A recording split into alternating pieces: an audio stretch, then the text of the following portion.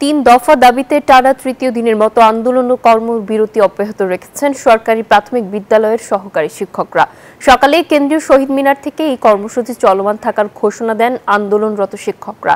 তারা জানান, তাদের তিন দফা দাবি পূরণ না হওয়া পর্যন্ত তাদের আন্দোলন চলবে।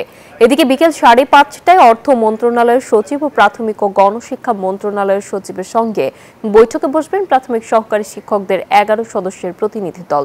বৈঠক শেষে শিক্ষক নেতারা তাদের পরবর্তী কর্মসূচি ঘোষণা করবেন বলে জানানো হয়েছে।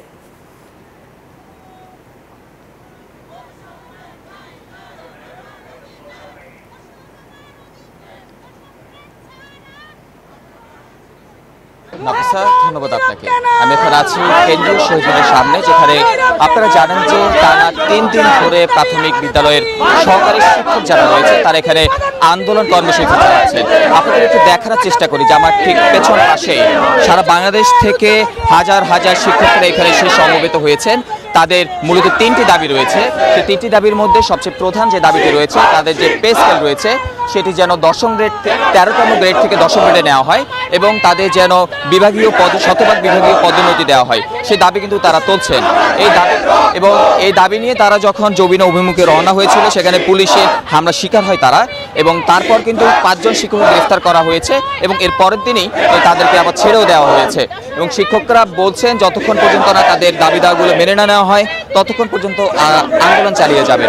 আপনাদেরকে জানিয়ে রাখতে চাই যে তাদের এই দাবি দাওয়াগুলো নিয়ে আজকে বিকাল 5টার সময় অর্থ মন্ত্রণালয় এবং গণশিক্ষা মন্ত্রণালয়ের সচিবের সঙ্গে তাদের একটি প্রতিনিধি দলের বৈঠক রয়েছে। সে বৈঠক শেষে আসলে তারা তাদের পরবর্তী সিদ্ধান্ত জানাতে পারবেন। আপনাদেরকে জানিয়ে রাখতে চাই যে এখানে শিক্ষকদের সঙ্গে আমরা কথা বলেছি, তারা বলছেন যে তাদের যে 3 দফা দাবি রয়েছে সেই 3 দফা দাবি পূরণ না হওয়া পর্যন্ত তারা এই অবস্থান কর্মসূচি থেকে সরবেন না।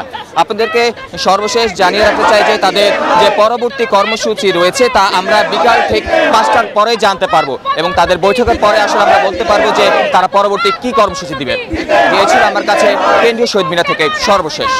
তাহমিদ, আপনাকে ধন্যবাদ। এক্সট্রিম মশার কয়েল প্ল্যান্ট ফাইবার দিয়ে তৈরি, তাই সহজে ভাঙে না, সুগন্ধিযুক্ত ও নিরবিচ্ছিন্নভাবে জ্বলে। ডেঙ্গু, চিকুনগুনিয়া বাহি সহ যে কোনো মশার বিরুদ্ধে দেয় এক্সট্রিম সুরক্ষা।